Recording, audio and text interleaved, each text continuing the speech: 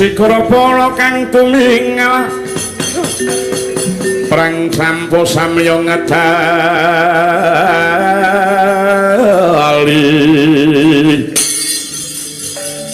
ora katet wemateng kota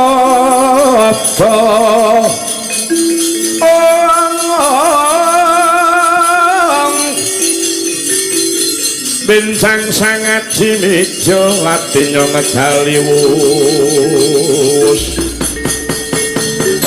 Tresna Surawilaga kaya buta singa warga ing Latala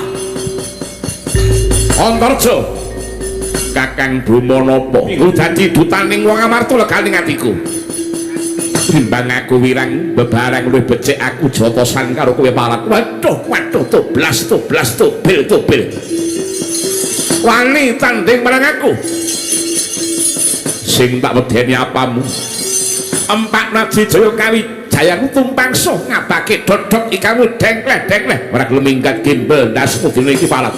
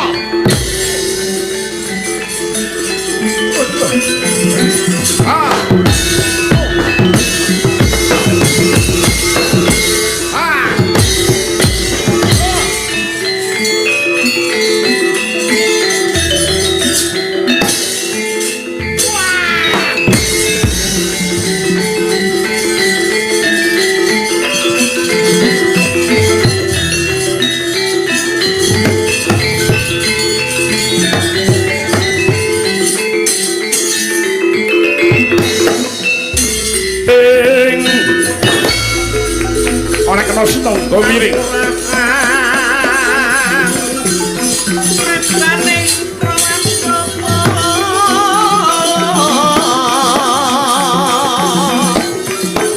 ayo saran kaning atiku Patratarja pamat waku bakal tinggal jangkang mlayu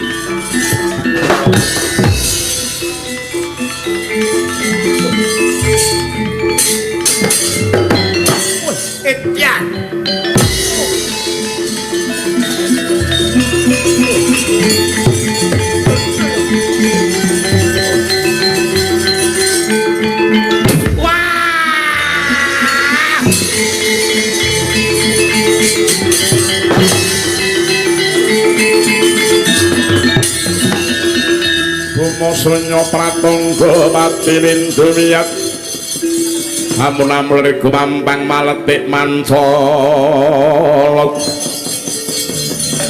putuse manglemun lamat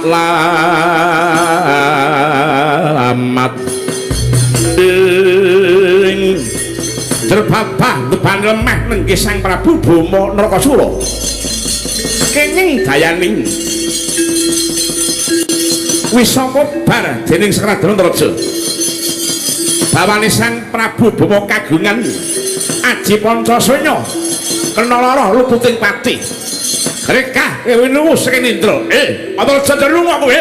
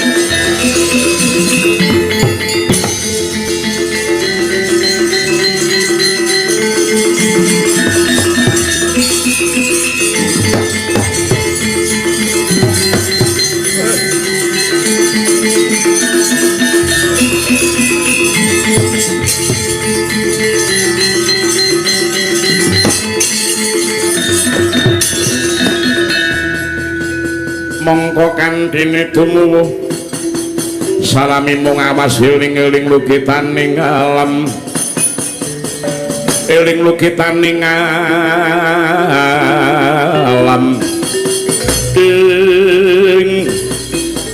anakku ngrewong bagus anakku wong Sigit Bomo inggih Kanjeng Ibu Dewi Pertiwi sembah bekti kula mugi kunjuk ya wis ndak pompong kaki Bomo eneng apa nganti kowe dina iki njrebabah depani bantala kowe mengkono ki mau tujune jeneng sira kagungan aji arane aji Pancasunya keloro putih pati jane ning apa ya nggih nuwun sewu Kanjeng Ibu rikala semanten panjenenganipun kula menika sami-sami badhe mbayangi dhateng Kanjeng Rama Dewa Jinggorawati supados paling berkah pangestu anggen kula menika badhe nggayuh wahyu mustika waji nanging kadang kula terja menika dipun utus dening kepunden kula para Pandhawa semanten ugi-ugi mbayang dhateng Kanjeng Rama Dewa Ji temanipun kula menika Bandawapati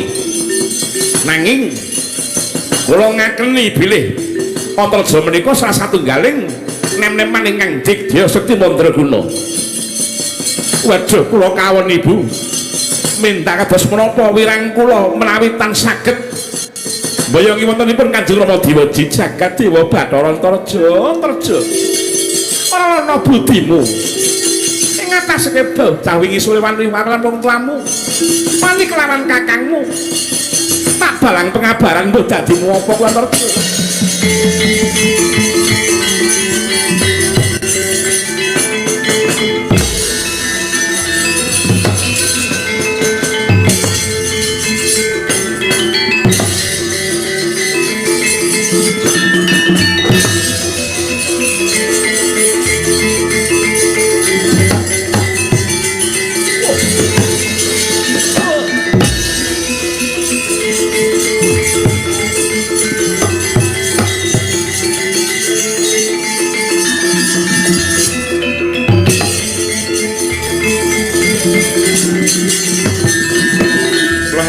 Driya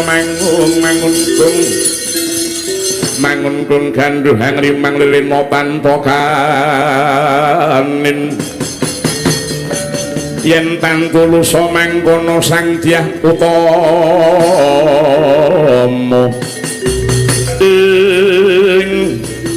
anakku nggih Antarja nganti jeneng sira njrebabah tepani bantala mangkono ki ana pengabaran kowe tangi aja gawe isine wong tuamu Dewi Nagagini yo nggih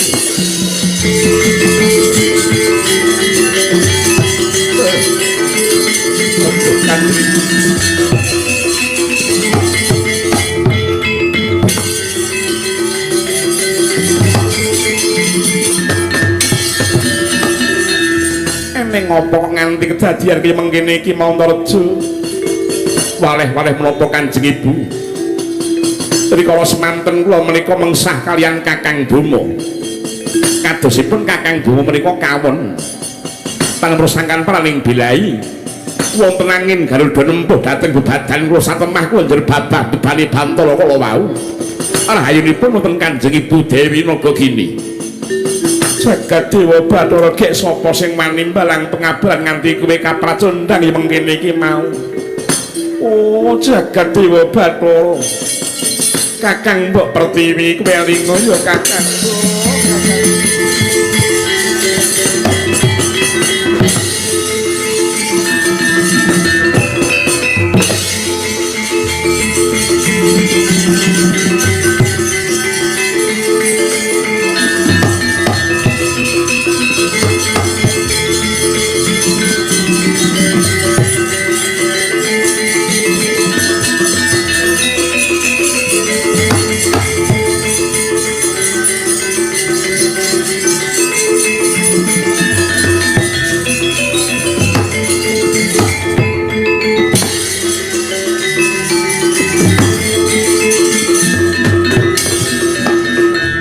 Kakang Mbok Dewi Pertiwi mengapa kowe dak sewenang-wenang lawan anakku si Antarja aku tumindak kowe mengkene iki mergo aku ngewangi marang anakku si Bomo anggepmu apa Kowe kok tega kelawan ponakanmu lanang si Antareja ki kowe purunanmu dhewe. Mbok yo aja ki mengkono ki mau Kakang, mbok yen to nganti anak ki padha padudon padha regejegan prayogane wong tuwa kowe mau kudune ki mau bisa misah, bisa ngadili perkara iki. Ora kok dak seneng menang kaya kowe ki mau. Yen to nganti kowe mau ngewangi marang anakku kelawan anakmu mengko yen wis padha rukun wong tuwa isih tatu atine. Mula Kakang mbok sumben neso ki mengkono ki mau ora prayoga nganti kowe mbalang pengaburan kelawan anakku mbok ora idep. Anggepmu apa? Apa dikira-kira dikaro kowe piye? Oh Kakang mbok tak elingke ora gelem ya apa aku ya dikira wedi karo kowe apa piye? Malah naga gini apa? Kowe iki kaya ayu-ayu dhewe.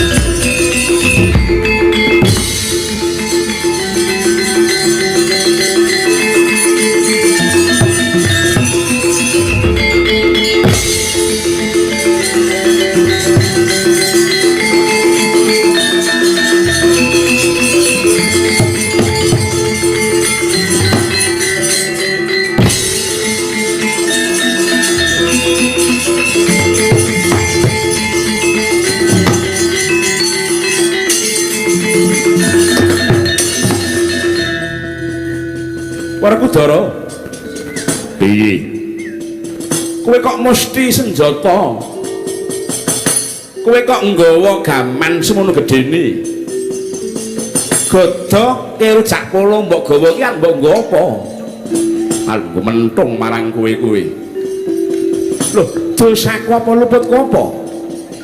Anakmu karo anakku padha gelut. Bojoku karo bojomu padha gelut, kowe apik meneh nek kowe karo aku ya perang. Kusik to kusik. Eneng rembug dirembug ana perkara diperkara. Yayi, iki kabeh keluarga dhewe dudu wong liyan bebrayan.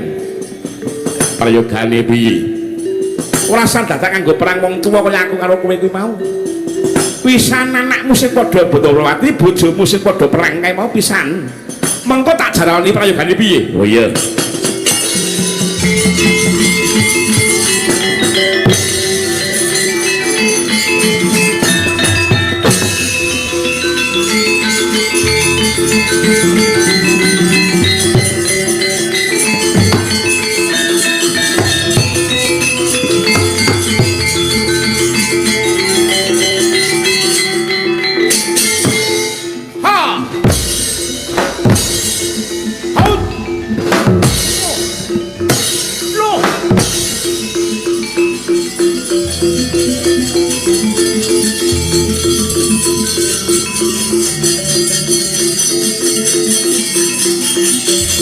Wah, bisa.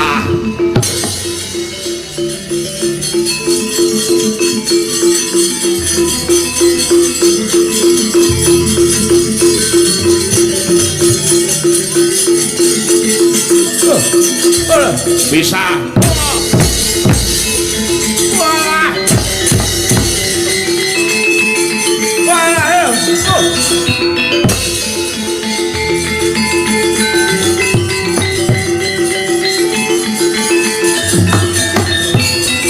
Apa kowe iki? Wong iki aku wedi karo. Anggep apa?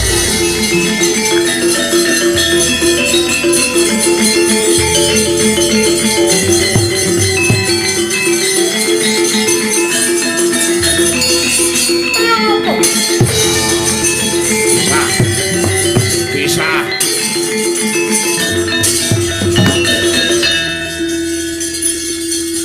Antareja Boma dipisah gampang bareng sing wedok angel lan jambak padha jambak-jambakan ya mengkene iki mau. Wong lanang kuwi minggat to.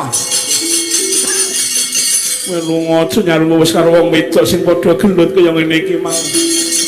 Nek ora tak copoti jarikmu karo stagenmu ora mungkin wis padha pisah apa ora anu wong edan wong lanang laku terus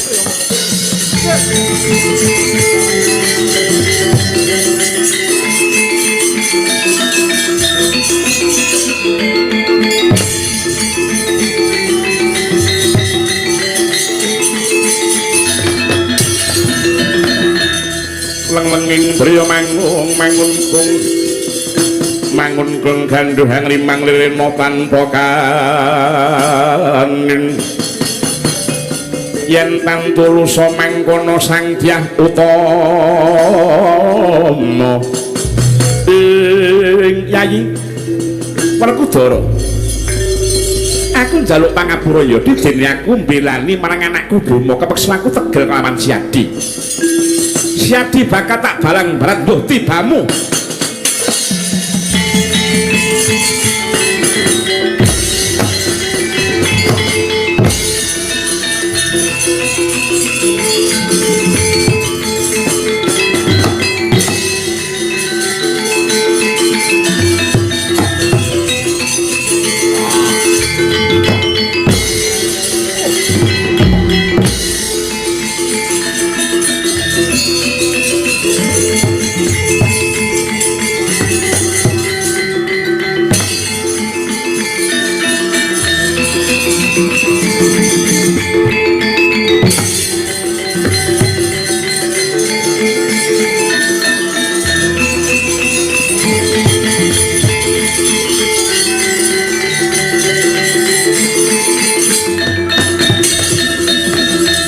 Sunya pratungga pati bindu miyat amun-amul gumampang maletik mancolot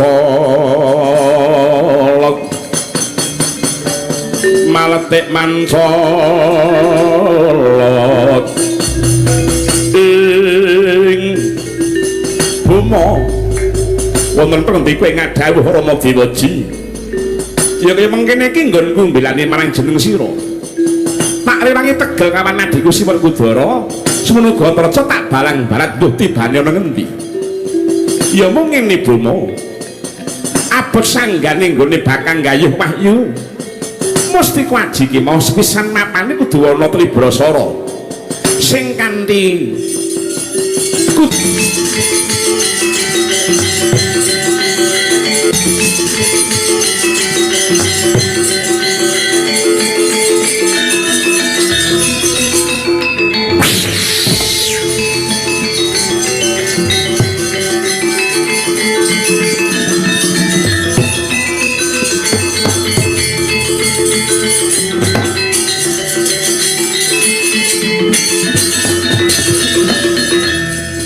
Anoman wonten dawuh sinuwun kowe lagi ngopo lembe mancing oh aku niku kareman kok iya ya aku percaya nek kowe kesenenganmu ki ya kuwi ya mengko ngene Anoman olehmu suwita marang aku kuwi mau kanthi lambaran sing kepiye rikala semanten kula menika dipun meling kalian Gusti kula Prabu Rama sadèrèngipun nuruting kasedan jati. Yen kowe pengin sih nutuke swita marang aku, kowe ning tanah Jawa dirujuka ning Praja Ndrawati kowe swita Sang Prabu Kresna. Apa sing dadi pengendikane Prabu Kresna ya kuwi pengendikaning Sun Anoman. Pramila menapa ingkang dados dawuh paduka kula mboten badhe swikah laku sisip. Bagus yen mengkono. Kowe tak kongkon ya teng pundi kowe tak kongkon supaya dina iki nyidra pustaka Jamus Klimasada ning wana Tribrasara merga anakku Bima bakal gayuh wahyu mesti kuwaji ning sranane nggone tapa kudu ngedhep marang pustaka Jamus Klimasada sedengi para Pandhawa utamane Prabu Puntadewa lan Janaka wis prapta ning madyaning wana Tribrasara. Mula aku njaluk tulung Klimasada colongen. Kula niku pendhita sanes maling. Lho ngerti aku. Ning iki pengendikaning Prabu Kresna padha karo pengendikaning Sing Prabu Rama. Ya mengkono apa ora? Aduh cilaka. Nggih sampun. kula nyuwun pamit, kula nyuwun pangestu, kula nyuwun pamit maling. Kowe ora takon maling, ning takon pinter kowe iki. Inggih, nyuwun pangapunten sinuwun. Budal dina iki nyuwun pamit.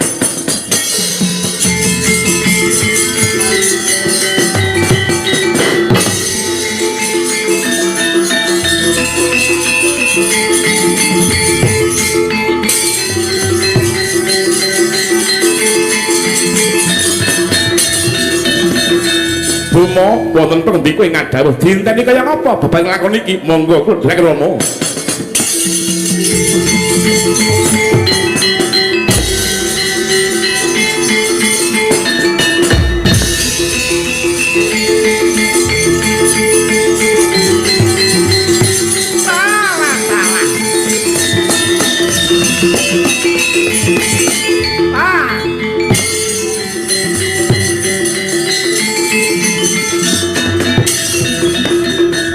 Bumi gunjang kancing langit kelap-kelap katon lerginin sangalis risang mawe gandrung wah Kresna apa dikira Bambang wis anggere ngerti apa sing dadi gedhoanmu? Kowe ngongkon kelawan si Wanoman supaya nyidra pustaka Jamus Klimasada tujune aku kok tapa nang Mega Malang. Ya, kok Kresna. Gandeng kowe ngiwangi anakmu, aku ngiwangi pepundhenku Pandhawa. Kaya apa mengko babal lakon?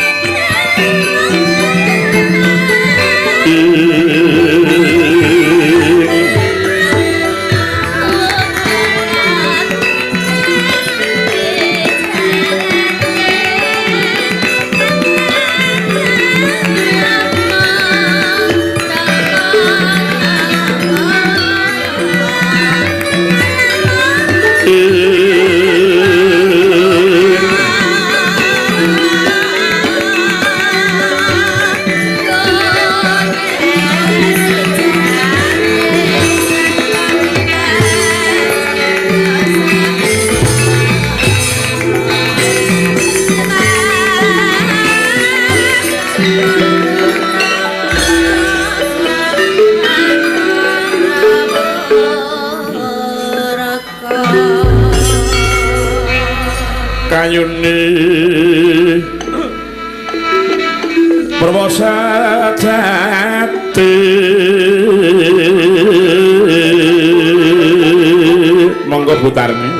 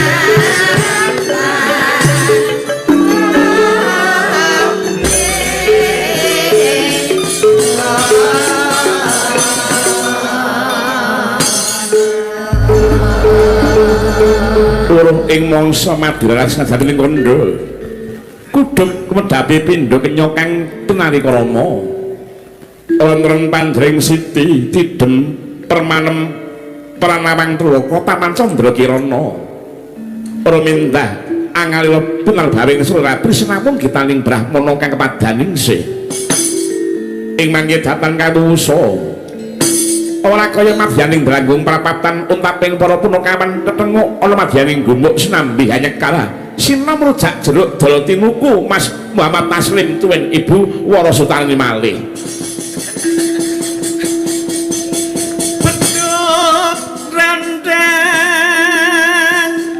ngentang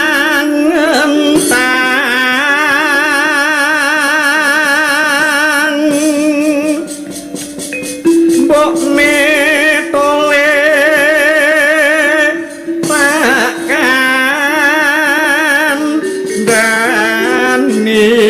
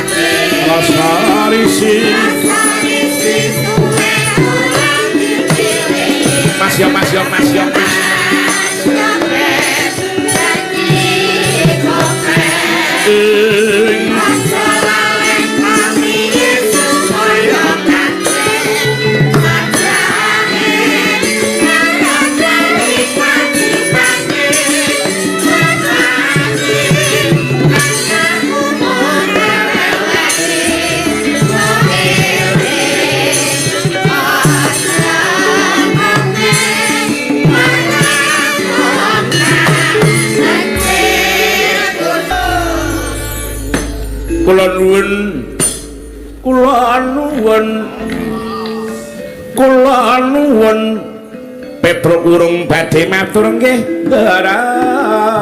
Wedhe. sowan ning sida dadi kancane komplit tur dasare kanca-kanca pendak bengi nyambut gawe parandene setitik wae ora ning sing padha ngantuk kabeh bergas-bergas kabeh ya kaya ngono kuwi mau awake dhewe nek sepi sing diarep-arep penggawean bareng penggawean neng kok malah ngantuk niku nggih salah sing gedhe ning sing salah ya ning sing nanggap wayang ngatasi bengi-bengi kok nanggap wayang mbok awan-awan ngono lho piye niku jarene sing demung niku sing jenenge Mas Gepeng niku wah saiki sego karo udut abot udut kok Gepeng iki malah saiki matur nuwun sanget kula komplit nganti dhateng para pradangga among rasa ingkang sowan tan kantun ibu-ibu Maranggana kalih mbeta sound system mlebet inggih menika saking Zero Sound tan kantun nek mboten klintu menika binanti mau le katane iki mau malah WA Lintang Kairo nah ngene anggere caging suluk mesti kepengin lho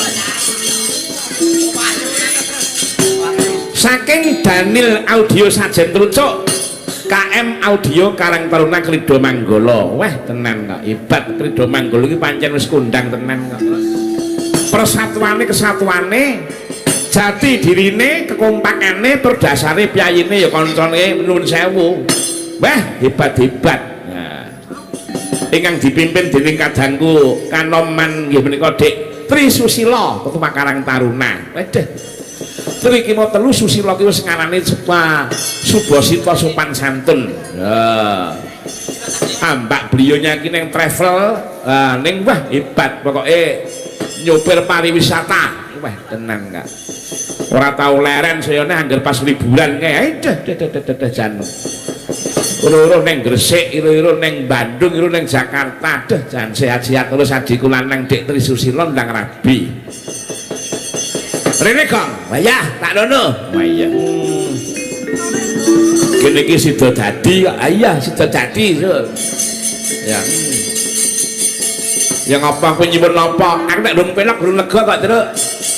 Pelok ya, pelok 6. Ya. Nah, enggak. Wis kapungkur hatiku kamu.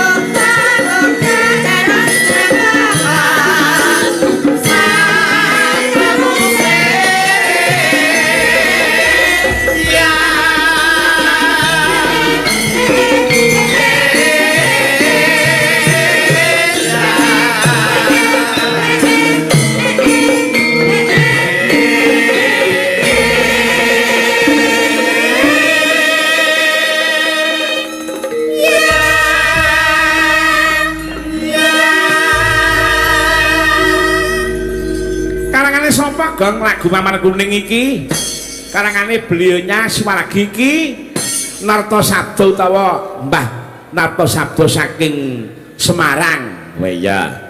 Nyatane yo penak dirungokke. Weh, asli kok Klaten kok delok Mbah Narta kuwi. Wah iya. Mula Klaten ki mau duwe ciri khas dhewe-dhewe ya, Gong. Iya, contone kaya nggone dhewe kae kondangi ngono bab perkara kulinere ya kuwi gethuk yaka utawa gethuk urung. Lah iya, nek dhisik eneng blimbinge barang. Heeh. Nek ringin putih khususan ringin putih iki kae kondangi tekan nggone dhewe iki perkara satene iki lho. Wah iya. Satene ya hebat, reyake ya hebat. Ha iya. Ringin putih. Nek ngetan sithik perkara bakmine iki lho. Wah iya. Bakmi iki nek nggone Pakdi iki wis ora umum. Lah iya, ning sing ngedoli suwine ra jamak. Sing ngedoli wedan iki mantune to. Jur kukar-kukur. Ora hawi. Ngukur ndas kuwi lho. Nang ngitung judeg iki ngukur ndase. Mulane kuwi. Oh, saiki lek ku tertib kok saiki kok. Ha iya syukur. Ha iya. Sapa sing delivery iki mau sapa iki mau? Ora gathok nek mesake ya. Ya ora apa-apa lan nek men dipeseni delivery karo kanca-kanca ibu-ibu Waranggana tekane jam 2:30. Ha iya. Adem kabeh. Ha iya, enak wis pokoke daerah kene iki mau kuliner iki hebat-hebat. Ha iya. Iki panyuwunan sing urung diaturke ya isih akeh, Gong. Lah iya, mbok rene to Mas Tegar iki layange diponto-ponto sik to Mas Tegar. Payu. Senengane kok WA-ne Litang Kairo terus lho. Lah iya, kaya ngapa? Iki sik iki mau apa bae sing urung diaturke iki mau Aja Lamis lagu dari Madroni Jakarta. Ya, diatur ke Jolamis, Gong. Ya, iki saka iki Sugeng Injing Mas Petruk nyuwun lagunipun Tembang Gerajakan Banyuwangi kang nembang Mbak Mufidah Sofiana matur nuwun. Nah, iki karang teruna Krida Manggala. Krida Manggala. Ha iya, wis. Sugeng Injing Mas Tantut request lagunipun tawi gendhingipun Sesideman ingkang nembang Mbak Tatin. Nah, nggih. Wis pokoke kabeh tak aturke. Lagu Kapangku Kapang. Nah, ingkang nembang Mbak Ova. Matur nuwun Bapak sehat selalu kagem panjenengan kalian sederek-sederek Gapiro Budaya saking Mas Tri Susila. Wah nggih. Oke, matur nuwun kok dicaoske. Oh iya, Aja Lamis sik sing wis sore mau durung diaturke. Oh iya. Monggo Bu Ervina Sutarni. Ervina Sutarni. Kon nambahi jeneng meneh jare. Aku tambahno jeneng kok tak jenenge Madrid ya ora gelem. Kok Madrid iki? Ayo to bal-balan. Lah iya, bal-balan mau piye? Tenan kok. Ibu-ibu eneng daharan didahar. Ya, iki sing nyepaki diriwangi urunan wong piyai sak desa. Nek ora mbok dahar panjenengan iku berarti nolak rezekine piyai kene. Oh, dosa gede. Nek ora gelem dahar, sok mulih. Malah bontot malah. Ya mangga, ya Jelamis sik, Bu. Ya. Niku Mas Agus. Usul apa? Kandhane omongan wis lah dipercaya wong pirang-pirang kok ngeyel. Mas Agus, Bu. Alah. Piye to, Jan? Belum mlaku ya aku ya kowe.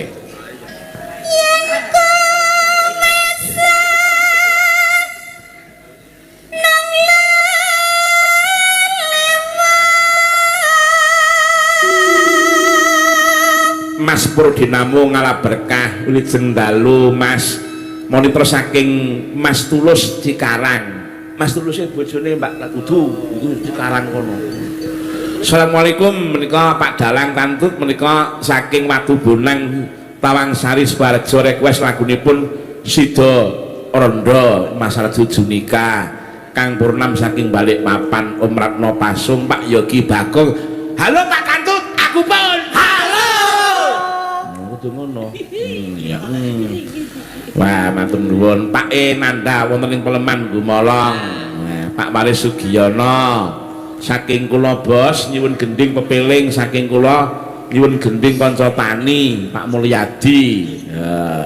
Mas Maman Pak Nolas saking Magetan Pak Gofar Pak Sunkrik. Oh, kowe banget kok. Mangga iki saking selalu bos saking Donggen matur suka Karangdawa nggih Pak Kalis nggih ya terus nggih Mas ayo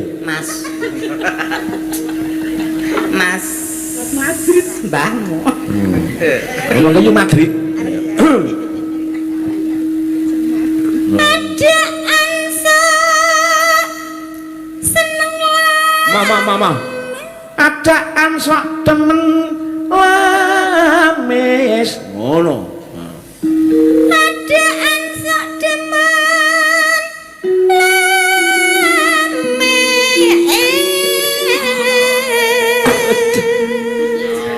piye bos tepuk tangan kagem alah apa artinya tepuk tangan tanpa saweran ngono kaya nom-noman kaya cah nom-noman kuwi ora kowe nek nganti gari gedang iki ora kelong ditenono kowe tenang mboten kula jejelke siji-siji ngono ora mantul aku lho kemecer ngilen lho lah wong dalang iku ora entuk mangan wis aja dikengke esuk aku dijatah dhewe karo master iki kok ayo terus ke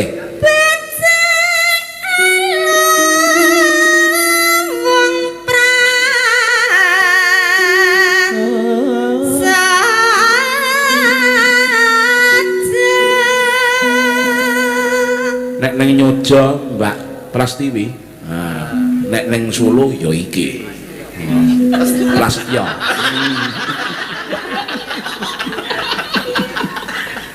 Prasetyo Purwodet itu mbubrek mati mong walengku aja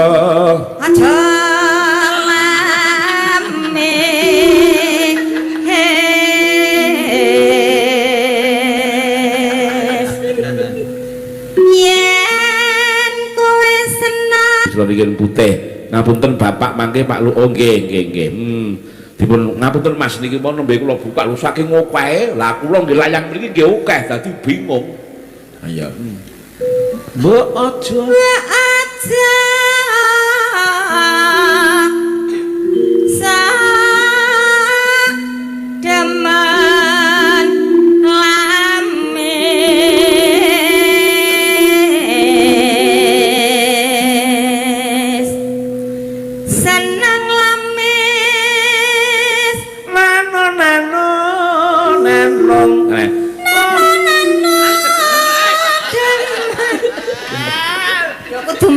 wong ning bayar panjenengan lho. Piye toh? Piye-piye kok ora bener.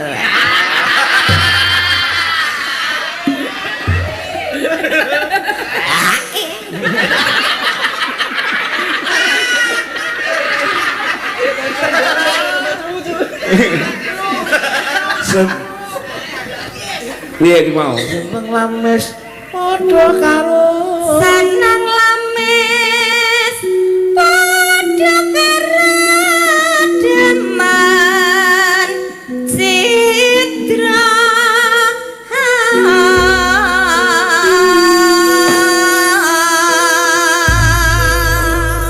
sampeyan nembang Longgamojo lames sisan nek kersa jumeneng tak sawer 100.000. Alah mboten mawon. Gareng wani pira?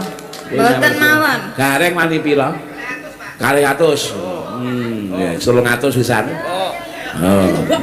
Piye? Besok kena nggo domino. Iya. Ayo, Mas. Ayo. Ya goyong kok siap urunan? Ya. Ayo kelompok kesek. Daru tek malah ngarep dhewe piye to.